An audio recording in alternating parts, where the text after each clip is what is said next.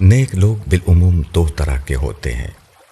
ایک وہ جنہیں ان کی نیکی، تقوی اور پارسائی نے خدا کی معرفت سے نوازا ہوتا ہے۔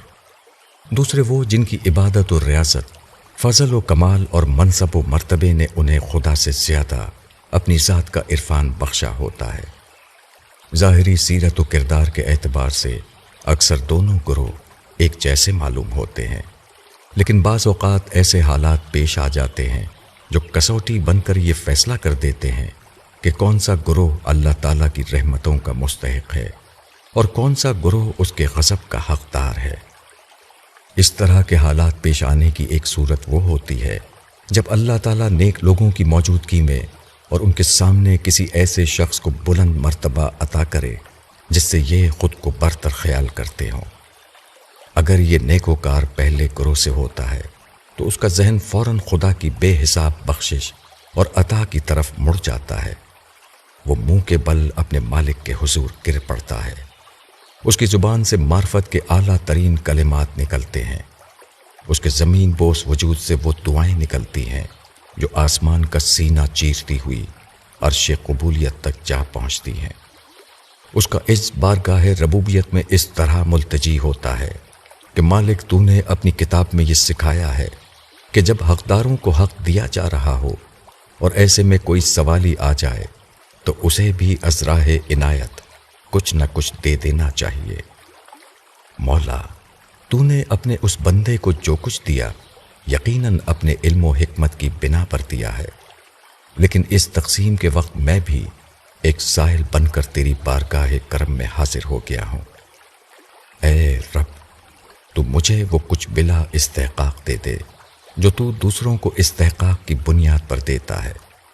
خدا کی شان کریمی یہ گوارا نہیں کر سکتی کہ جس کرم کی اس نے دوسروں کو تلقین کی ہے وہ خود اس کا اظہار نہ کرے۔ چنانچہ پھر اللہ کی رحمت مانگنے والے پر برستی ہے، اور اس طرح برستی ہے کہ دنیا دیکھتی ہے۔ مانگنے والے کی جھولی عطا و بخشش کے خزانوں سے بھر دی جاتی ہے۔ خدا کے سامنے ذلیل ہونے والا انسانوں کے سروں کا تاج بنا دیا جاتا ہے۔ یہ خدا کا فضل ہے، وہ جسے چاہے عنایت کرے۔ بے شک اللہ بلند اور بڑا صاحب وجود و کرم ہے۔ اس کے برعکس دوسری قسم کے نیکوکاروں کے سامنے پیش آنے والا ایسا کوئی بھی واقعہ ان کے قصر پندار پر حملے کے مترادف ہوتا ہے۔ یہ ان کے مینارۂ عظمت کو زمین بوس کر دیتا ہے۔ خدا کی بخشش ہمیں چھوڑ کر دوسرے کی طرف متوجہ ہو، ان کا نفس یہ گوارا نہیں کر سکتا۔ نتیجہ یہ نکلتا ہے کہ ان کے دل میں اس شخص کے خلاف حسد، بغض اور عداوت پیدا ہو جاتی ہے، یہاں تک کہ ان کا تکبر انہیں اللہ المتکبر سے بھڑا دیتا ہے۔ اس کا تو خیر کیا بگڑنا ہے، حسد و تکبر کی یہ آگ ان کا اپنا نشیمن جلا ڈالتی ہے۔ خدا کا قہر ان پر ٹوٹ پڑتا ہے، وہ بارگاہ رب سے مردود کر دیے جاتے ہیں۔ ان دونوں قسم کے نیکوکاروں کی مثال قرآن میں بیان ہوئی ہے۔ پہلے گروہ کی مثال سیدنا زکریا علیہ السلام کی شخصیت ہیں۔ وہ اپنے وقت کے نبی اور آل یعقوب کی وراثت کے حامل تھے۔ اس کے ساتھ وہ حضرت مریم علیہ السلام کے خالو اور ان کے متولی بھی تھے۔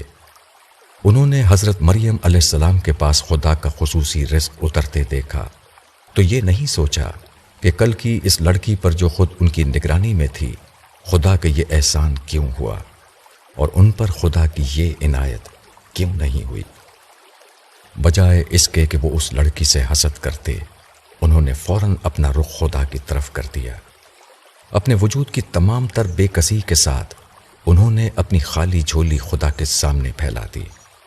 اللہ تعالیٰ کی شان عطا نے ان کی جھولی منہ مانگی مراد سے بھر دی۔ جو اسباب ہوتے ہوئے عمر بھر نہ دیا، وہ آج سارے اسباب منقطع ہونے کے بعد دے دیا، اس حال میں کہ خود بوڑھے اور بیوی بانجھ ہو چکی تھی، اور دیا بھی تو یحییٰ جیسا جلیل القدر نبی جس کی تعریف میں خود اس نے سردار، پاک باز اور نبی صالح کے الفاظ استعمال کیے ہیں۔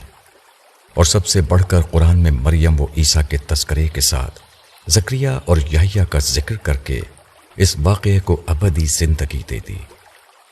دوسرے گروہ کی نمائندہ مثال ابلیس ہے۔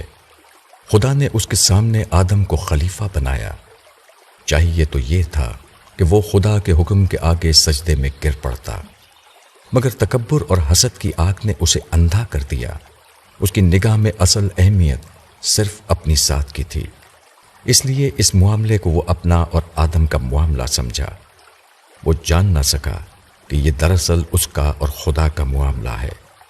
اس نے خدا کا فیصلہ قبول کرنے سے انکار کر دیا۔ اس نے خدا سے بغاوت کر دی۔ چنانچہ خدا کا غضب بھڑکا، اور اس طرح بھڑکا کہ وہ کائنات کا واحد بد نصیب بن گیا جس نے خدا کے سامنے کھڑے ہو کر معافی مانگنے کے بجائے سرکشی کی مہلت مانگی۔ یہ مضمون صرف نیک لوگوں کے لیے لکھا گیا ہے، ان لوگوں کے لیے جن کے لیے نیکی کی راہ آسان کر دی گئی ہے، تاکہ وہ اس آسان راہ کی مشکل گھاٹی کو جان لیں۔ وہ جان لیں کہ نیک ہونے میں کوئی بھلائی نہیں، اصل بھلائی خدا کے لیے نیک ہونے میں ہے۔ ابو یحییٰ